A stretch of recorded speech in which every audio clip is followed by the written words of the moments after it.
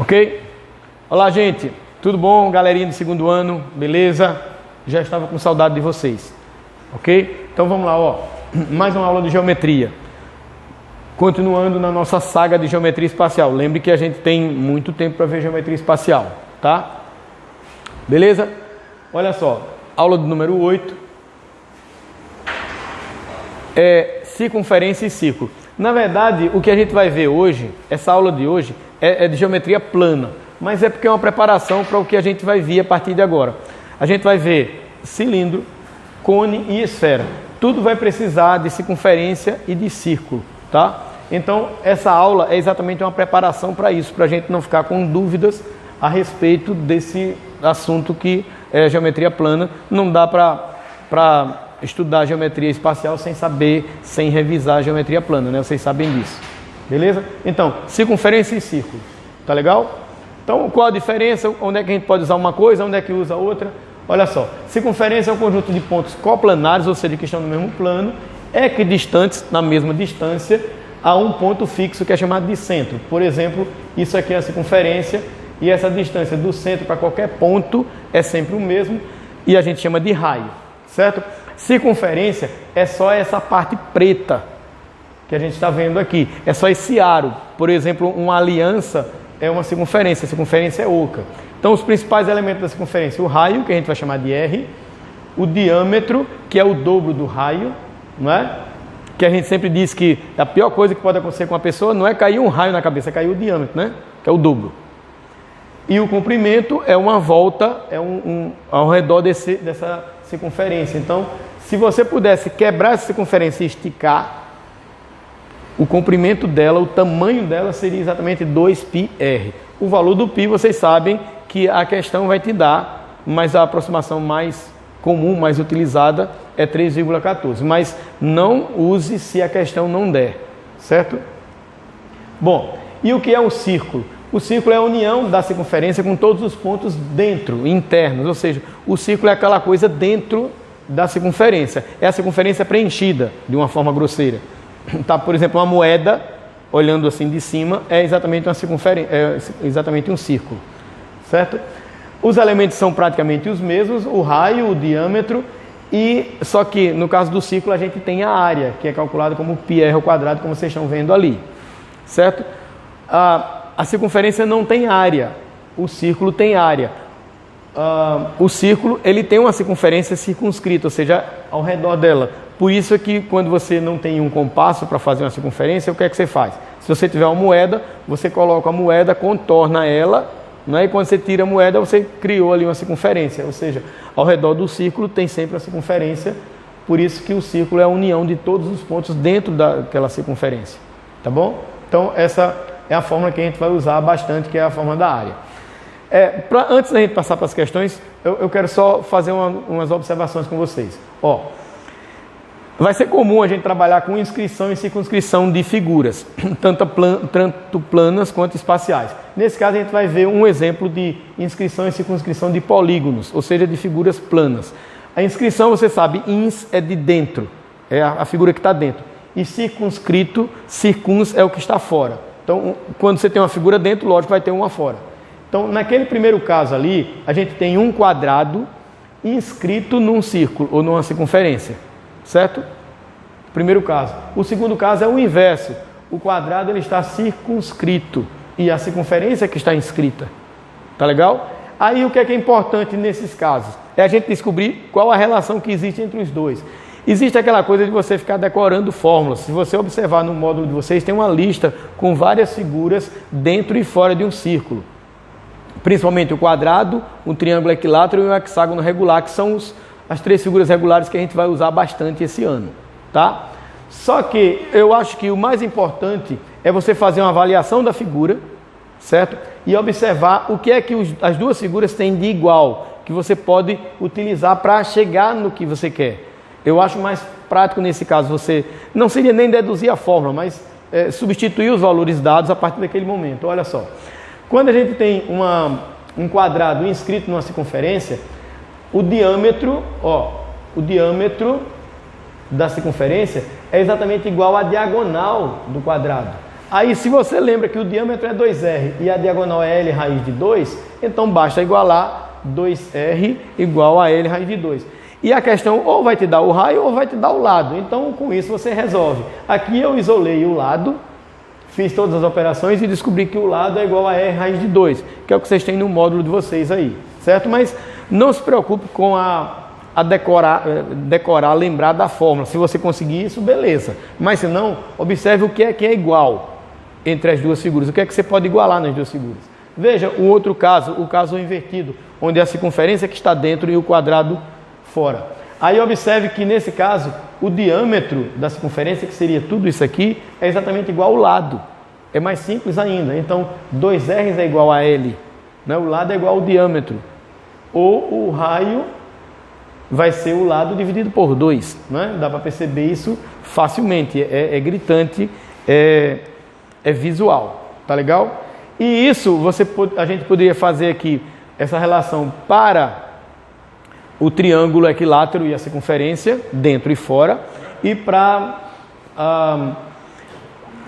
o hexágono regular, como eu falei, estava tentando lembrar aqui qual é a outra figura que vocês vão encontrar no módulo, que é o hexágono regular dentro e fora da circunferência. Mas isso a gente vê por questão, certo? Eu só quero colocar uma observação importantíssima, que é essa daqui, ó. Beleza? Então, ó, se você tem um polígono circunscrito a um círculo, você pode usar essa fórmula. O semiperímetro vezes o raio dá sempre a área. O que é o semiperímetro? É a soma dos lados dividido por 2, né? Se o perímetro é a soma dos lados, o semi é a metade dele. Tá legal? Ok? E a gente vai precisar disso em alguma questão aí, com toda certeza. E vocês naquelas questões propostas, tá? Então, ó, primeira questão que está lá na página 25. Olha como é simples. Calcule o perímetro de uma circunferência de raio igual a 4 centímetros, dado que o π é 3,14. Então, a fórmula é 2πr, né? Certo? Ok? Bom, então, substituindo o π por 3,14 e o raio por 4, a gente obteve 25,12 centímetros. Tá legal? Simples demais a questão, simples substituição de fórmula, tá? Mas observe que a gente vai precisar bastante disso quando for estudar cilindro. O que pode acontecer quando a gente for estudar cilindro, por exemplo, é ter o contrário, ter o comprimento para a gente achar o raio, tá? Bom, segunda questão, essa dá um pouco mais de trabalho. Um garoto realizou o cálculo do comprimento de uma circunferência, mas ao invés de calcular com π igual a 3,14, ele calculou com o π igual a 3 e errou a questão por 1,4 centímetros. Quanto mede em metros o raio da circunferência? Esse π igual a 3 é uma aproximação muito mais grosseira, mas é uma aproximação que o Enem tem usado bastante. Que no nosso caso, e no caso de vocês principalmente, vai facilitar nos cálculos, né? É muito mais fácil você fazer um cálculo só multiplicando por 3, dividindo por 3, do que multiplicando por 3,14 ou dividindo por 3,14, né? Certo? Então, veja só. Esse garoto aí, esse aluno, ele fez dois cálculos com 3,14 e com 3, né? E houve um erro, uma diferença aí. Então, quando ele fez com o comprimento com 2,14, o que é que aconteceu? Com 3,14, o que aconteceu? Ficou 2 vezes 3,14 vezes o raio, que eu não sabia quanto era, ficou 6,28 vezes o raio. Esse é o correto, certo? Com a aproximação de 3, vai ficar apenas 6R, certo? Só que ele percebeu que a diferença, ele errou a questão por 1,4. O erro é exatamente a diferença, né? Certo? Então, a gente faz aqui, ó, a diferença, 6,28 menos 6 é igual a 1,14, 0,28R é igual a 1,14. Quando você passar dividindo, lembra que é a operação inversa, né?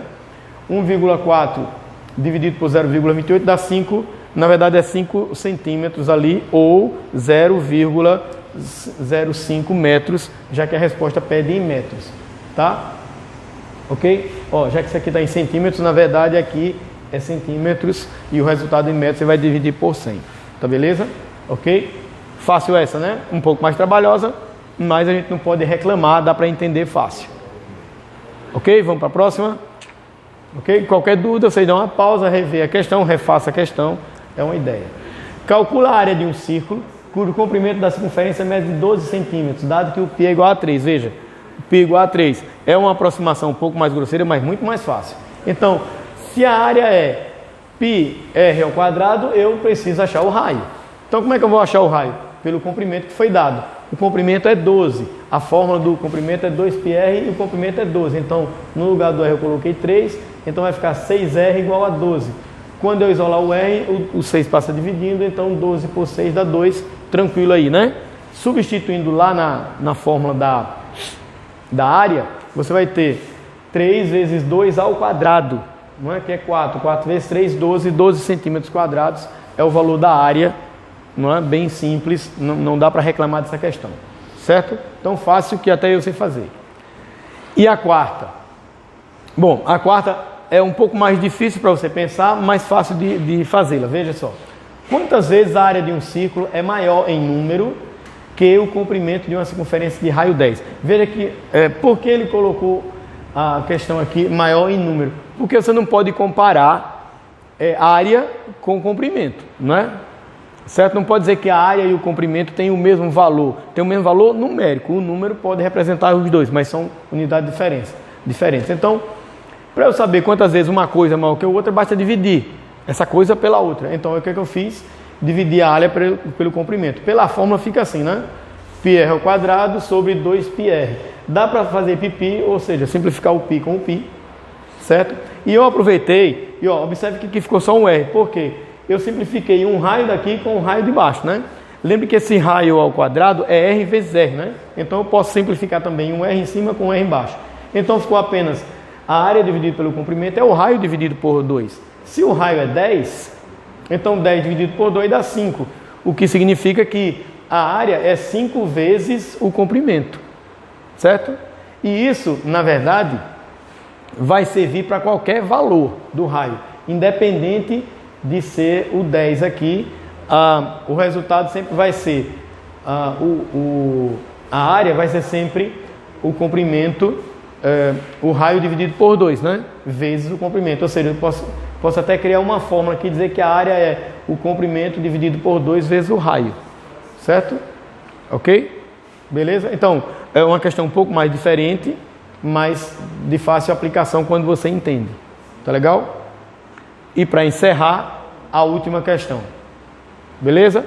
Ó, calcule a área de um círculo inscrito em um triângulo equilátero de lado igual a 3 elevado ao meio. Certo?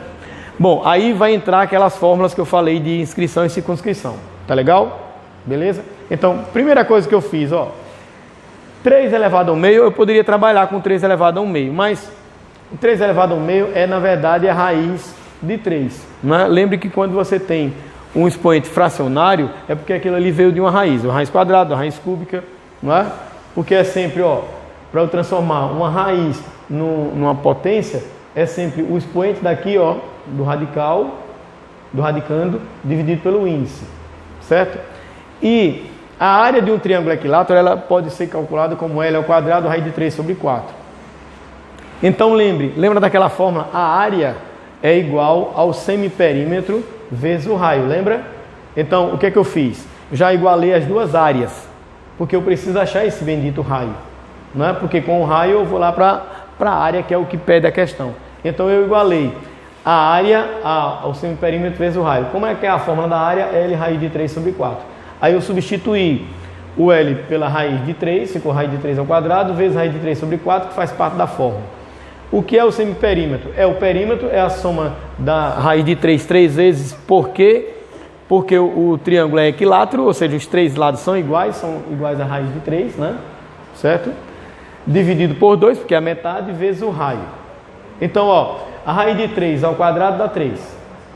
Quando eu somar raiz de 3 com raiz de 3 com raiz de 3, vai dar 3 raiz de 3. Eu coloquei o raio antes, tá? Dividido por 2. O que é que eu fiz agora? Por que deu esse pulo para cá? Porque eu simplifiquei tudo que eu podia. Veja, eu posso simplificar o 3 com o 3. Eu posso simplificar a raiz de 3 com a raiz de 3. Certo? Então, o que é que sobrou aqui no primeiro membro? Apenas 1 sobre 4. Porque esse 3 raiz de 3 eu já simplifiquei, eu cortei, como vocês erroneamente falam, com isso aqui. Certo? Aí ficou 1 sobre 4. E no outro membro fica o raio dividido por 2. Certo? Então, o produto dos meios é igual aos extremos. 4R é igual a 2.